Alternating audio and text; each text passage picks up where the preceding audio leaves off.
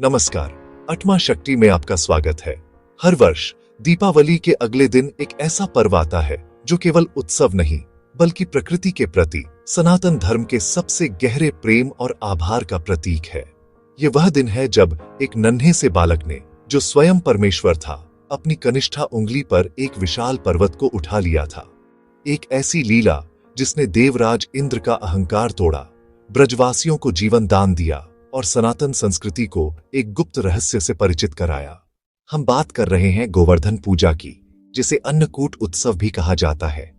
क्या आप जानते हैं, गोवर्धन पूजा केवल गोबर के पहाड़ को पूजने की रस्म नहीं है। इसका अर्थ है कि यह प्रकृति के, गौधन के और उस सच्चे रक्षक के प्रति कृतज्ञता व्यक्त करने का महापर्व है जो हर संकट में ढाल बनकर खड़ा होता है। आइए द्वापर युग की उस अद्भुत लीला में प्रवेश करते हैं जब भगवान श्री कृष्ण ने गोवर्धन पर्वत को उठाकर समस्त ब्रज की रक्षा की थी। खंड 1, इंद्र का अभिमान और बालक कृष्ण की युक्ति। यह बात उस समय की है जब ब्रज में हर वर्ष वर्षा के देवता देवराज इंद्र की भव्य पूजा की जाती थी। ब्रजवासी मानते थे कि इंद्र ही उनकी वर्षा और अन्न के दाता हैं। एक दिन बालक कृष्ण ने देखा कि सारे गोकुल में हड्डकंप मचा हुआ है।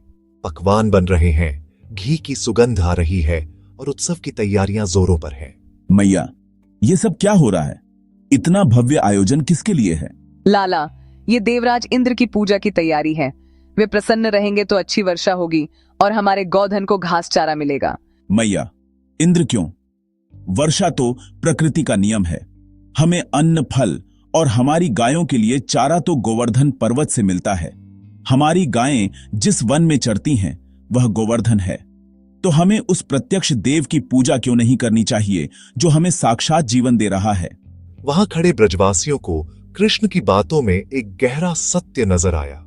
यह सत्य था कि जिस वस्तु पर हमारा जीवन प्रत्यक्ष रूप से निर्भर करता है, हमें सबसे पहले उसी के प्रति आभार व्यक्त करना चाहिए। यह एक अद्भुत शिक्षा थी। सच्ची भक्ति आडंबर या भय पर नहीं बल्कि प्रत्यक्ष सेवा और उपयोगिता पर आधारित होनी चाहिए। कृष्ण ने ब्रजवासियों से कहा कि इंद्र की नहीं बल्कि गोवर्धन पर्वत, गौधन और इस प्रकृति की पूजा करें। गोवर्धन धराधार गोकुल त्राणकारक, विष्णु बाहु कृतोच्चय गवां कोटि प्रदो भव। इसका अर्थ है कि हे गोवर्धन, आप पृथ्वी को धारण करने वाले हैं, गोकुल के रक्षक हैं। आपको भगवान विष्णु के हाथों की शक्ति मिली है। आप हमें करोड़ों गायों का सुख प्रदान करें।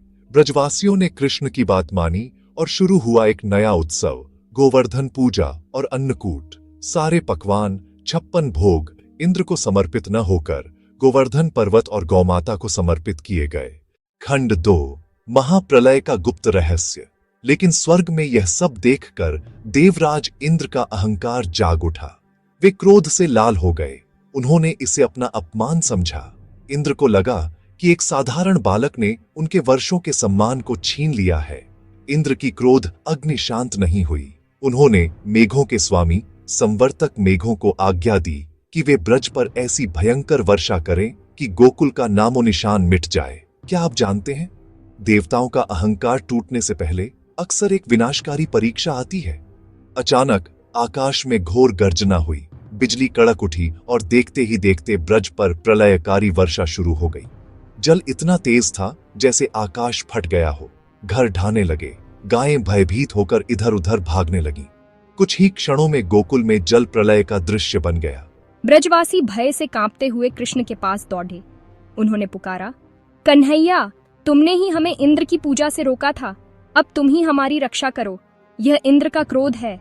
कृष्ण ने मुस्कान के साथ उनकी ओर देखा।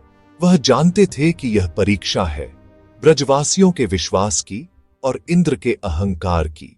खंड 3, गोविंद बने गिरिधारी। तब आया वह अद्भुत क्षण जिसे देखकर तीनों लोग स्तब्ध रह गए। शांत और धीर गंभीर कृष्ण ने ब्रजवासियों से कहा, डरो मत, गोवर्धन पर्वत की शरण में चलो। हमने जिनकी पूजा की है वही हमारी रक्षा करेंगे। और फिर उस नन्हे बालक ने अपनी बाईं कनिष्ठा उंगली, अपनी सबसे छोटी उंगली पर उस विशाल गोवर्धन पर्वत को एक छाते की तरह उठा लिया। भागवत पुराण में इस लीला का वर्णन है। ततः कृष्णोपदिष्टम तैर्गो विप्र गुरु वहनिनाम सर्वेषां चैव पूजा भिर्गोवर्धनो भवत। प्रियः, इसका अर्थ है कि तब कृष्ण के कहने पर जब गायों, ब्राह्मणों, गुरुओं और अग्नि के साथ गोवर्धन की पूजा की गई, तब वह सबको अत्यंत प्रिय हो गया। गोवर्धन पर्वत एक क्षण में आकाश में स्थिर हो गया। उसके नीचे लाखों ब्रजवासियों, गायों, बछड़ों और गोप गोपिकाओं ने आश्रय लिया। कृष्ण ने लगातार 7 दिनों तक उस पर्वत को उसी उंगली पर धारण किए रखा। 7 दिनों तक इंद्र ने अपनी पूरी शक्ति लगा दी, प्रलय के सबसे भयानक मेघों को ब्रज पर बरसाया, पर गोवर्धन पर्वत के नीचे एक बूंद भी नहीं गिरी। 7वें दिन इंद्र को एहसास हुआ कि वे जिस बालक से युद्ध कर रहे हैं वह कोई साधारण मानव नहीं, बल्कि परम पुरुषोत्तम भगवान विष्णु का साक्षात अवतार है। उनका अहंकार चूर चूर हो गया। वे लज्जित हुए और तुरंत कृष्ण के सामने प्रकट होकर क्षमा याचना की।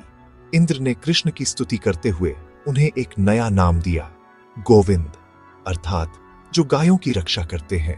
गोवर्धन पर्वत को नीचे रखकर कृष्ण ने ब्रजवासियों से कहा कि अब से प्रतिवर्ष इस दिन गोवर्धन पूजा और अन्नकूट का उत्सव मनाया जाएगा।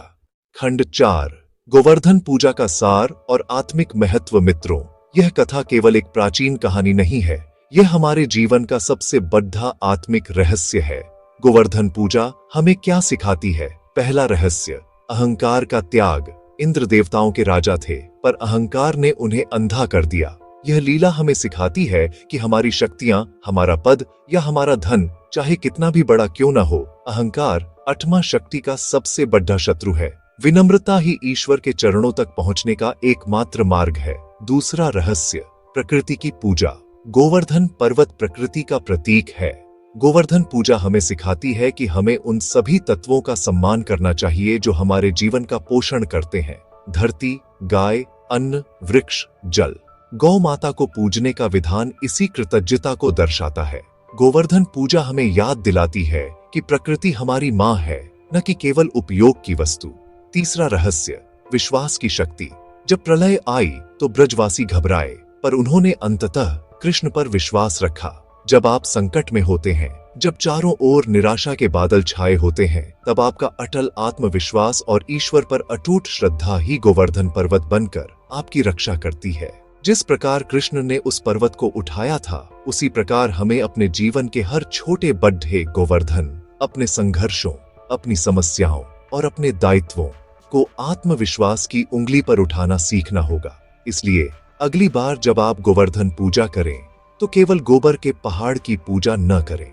उस पहाड़ के रूप में अपनी प्रकृति मां, अपने गौधन और उस दिव्य शक्ति को याद करें जो हर क्षण आपकी रक्षा के लिए खड़ी है।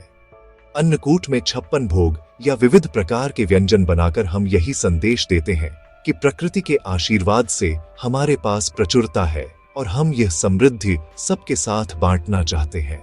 तो आइए इस महापर्व पर हम संकल्प लें कि हम अपने भीतर के इंद्र के अहंकार को तोड़ देंगे, अपनी प्रकृति का सम्मान करेंगे और जीवन के हर तूफान में अपनी आत्मा शक्ति और ईश्वर पर अपने अटूट विश्वास को ढाल बनाकर खड़े रहेंगे। जय गोवर्धन महाराज की जय। श्री कृष्ण।